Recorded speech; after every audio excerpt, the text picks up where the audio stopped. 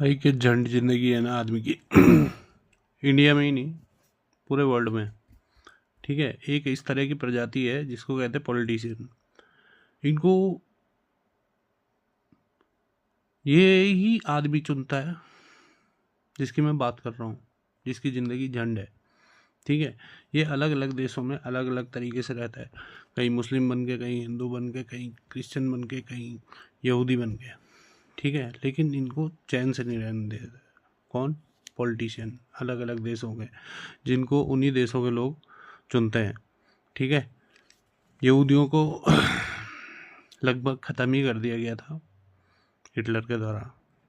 पता नहीं कुछ किया होगा इन लोगों ने भी, लेकिन एक बात है कि हिटलर एक वो था, उसने यहूदियों को लगभग ख़त्म कर दिया था। ठीक है, अमेरिका पूरा संरक्षण देता है यहूदियों को। ठीक है, अब वही यहूदी और अमेरिका, मतलब इजराइल और अमेरिका, ईरान की औरतों के लिए बड़े परेशान हो रखे हैं कि ईरान की औरतों को ऐसे ज़बरदस्ती बुर्का पहनाया जाता है, ये सो वगैरह, है ना। और बाकी सारी बुर्का जो पहनाने वाली जितनी भी कंट्रीज है, उनके साथ इनके बहुत अच्छे रिलेशन है, केवल ईरान को छोड़ के।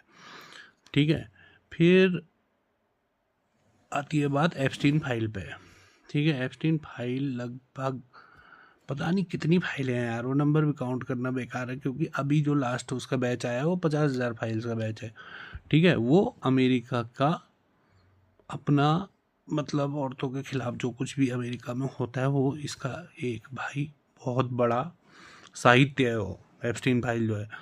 और उसमें अमेरिका के ज़्यादातर राष्ट्रपति वगैरह सब शामिल हैं इस केस में, एप्स्टीन फाइल केस में। लॉर्ड पूरे अमेरिका में इसके खिलाफ बहुत ज़्यादा विरोध हो रहा है।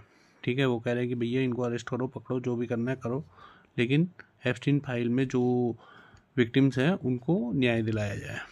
ठीक है, विक्टिम्स को छोड़ दो तो इसमें जो एक क्रिमिनल है उसका नाम है डोनाल्ड ट्रंप। ठीक है, जो कि इस वक्त राष्ट्रपति है अमेरिका का। इसने ईरान पे अटैक कर रखा है कि ईरान में औरतें सुरक्षित नहीं हैं।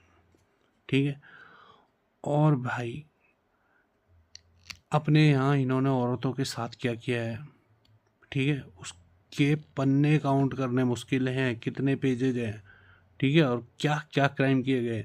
ये तक कह रहे हैं कि मतलब रेप वगैरह तो छोटी चीज़ हो गई भाई, ये काट काट के खा रहे थे औरतों को। और ये आदमी इस वक्त अमेरिका का प्रेसिडेंट है, और इनको पूरे दुनिया में शांति फैलानी है, और नोबल पीस प्राइज क्लेम करता है ये बुड्ढा। ठीक है, कि मुझे नोबल पीस प्राइज दो, और अमेरिका कहता है कि हम विश्व शांति के साथ चलते हैं, ये हम किसी भी देश पे। मेरे को तो ये समझ में नहीं आता अमेरिका को एक टेररिस्ट कंट्री क्यों नहीं घोषित कर देते हैं। अफगानिस्तान पे इन्होंने अटैक किया, ठीक है, पूरा अफगानिस्तान ख़त्म। इराक पे अटैक किया, इराक ख़त्म। सीरिया पे अटैक किया, सीरिया ख़त्म। अब ईरान के पीछे पड़ा हुआ है, लेकिन यहाँ इनकी बैंड बज गई, क्योंकि ईरान लगभग 20 से 30 सालों से इस लड़ाई के लिए तैयारी कर रहा था, जो लड़ाई वो अभी लड़ रहा है। जब से ईरान ने अपना न्यूक्लियर प्रोजेक्ट शुरू किया, तब से ईरान ने इस सब के लिए तैयारी की थी कि हाँ, हम न्यूक्लियर प्रोजेक्ट शुरू करेंगे तो कभी भी इजराइल या अमेरिका हम पे अटैक कर सकता है। और इस वक्त ईरान का इस पूरे वॉर में दबदबा है, मतलब सबसे ऊपर उसी की टांगे हैं अभी। ठीक है, और पता नहीं क्या होगा, लेकिन अगर बाई चांस या किसी जोर ज़बरदस्ती में डोनाल्ड ट्रंप का इस्तीफा लिया जाता है, या डोनाल्ड ट्रंप एक न एक दिन तो गद्दी से उतरेगा ही। ठीक है, मर गया कुर्सी पे बैठा बैठा तो एक अलग बात है, लेकिन अगर ये कुर्सी से उतरा और जो अभी अपोजिशन में है वो गद्दी पे आ गए, तो डोनाल्ड ट्रंप कहीं नज़र ही नहीं आएगा। जो इन्होंने लादेन के साथ किया था ना अमेरिका ने, वही ये डोनाल्ड ट्रंप के साथ भी करेंगे, क्योंकि डोनाल्ड ट्रंप एक पागल कुत्ते की तरह हो चुका है, जिसको बस मारने में ही भलाई है। ठीक है, या तो वो किसी तरह कुर्सी से उतर जाए, या फिर अमेरिका खुद ही उसका एसेसिनेशन करवा देगा।